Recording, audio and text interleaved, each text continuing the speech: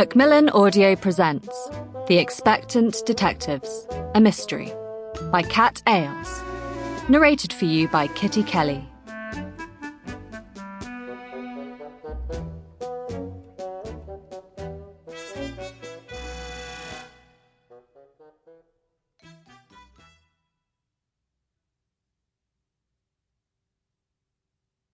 Chapter 1.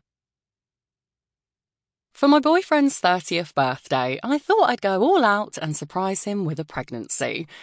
I mean, I surprised myself too, but it was a broadly good surprise. So Joe and I decided to roll with it. And if you're going to do a thing, you may as well do it properly. So as responsible, soon-to-be parents, we thought we'd better leave the hive of criminal activity that is London and opt for a safer, more wholesome life in the country. This despite the fact that, in nearly 10 years in London, the most heinous crime I'd ever witnessed was a bunch of teenagers running out without paying in a Pizza Express. The metropolitan criminal underworld aside, with neither of us earning a six-figure salary, if we stayed in London, we'd be living in a barely converted garage, and our baby would be sleeping in a drawer. London was out. We were moving to the country. Our destination was the quiet market town of Penton, nestled amongst the picturesque Cotswold Hills. As far as it's possible to tell via Google, Penton gave off a certain vibe that I would vaguely describe as posh hippie. When picking our future home, this was something I felt I could get on board with, as despite being neither posh nor hippie, I have, more or less successfully, masqueraded as both at various points in my life.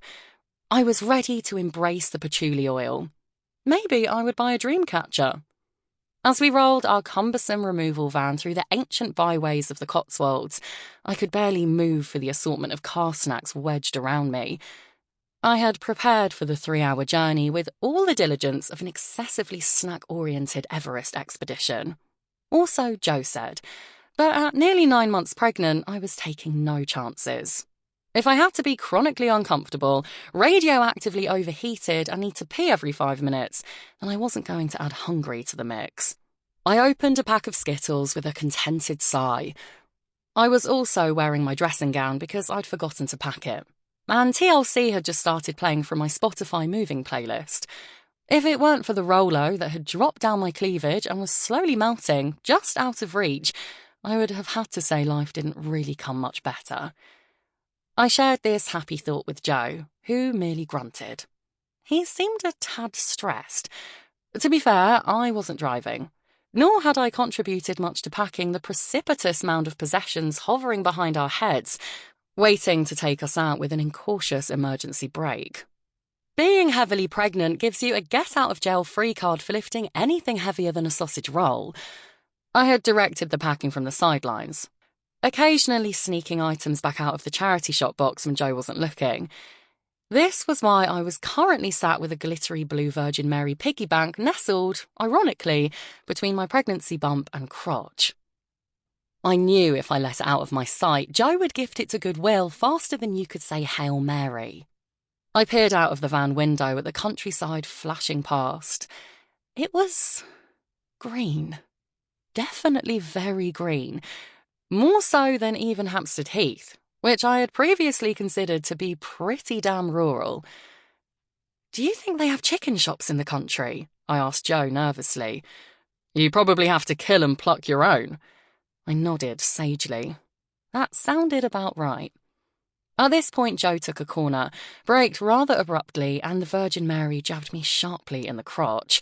I was about to complain when I realised why he had stopped. We had arrived. Spread out below us was our new home, Penton, nestled snugly in the valley like the slightly overworn bag of Rolos wedged alongside the Virgin in my lap. It was small, perhaps 1,000 houses running along the valley floor and a handful more clinging to the hills that rose either side. A dense woodland ran along the crest of the hill opposite, the trees hazed with the almost fluorescent green of oncoming spring. Fields sprawled along the valley sides, liberally dotted with assorted livestock. The golden light of early evening gave it the sort of glow I had previously always put. Sample complete. Ready to continue?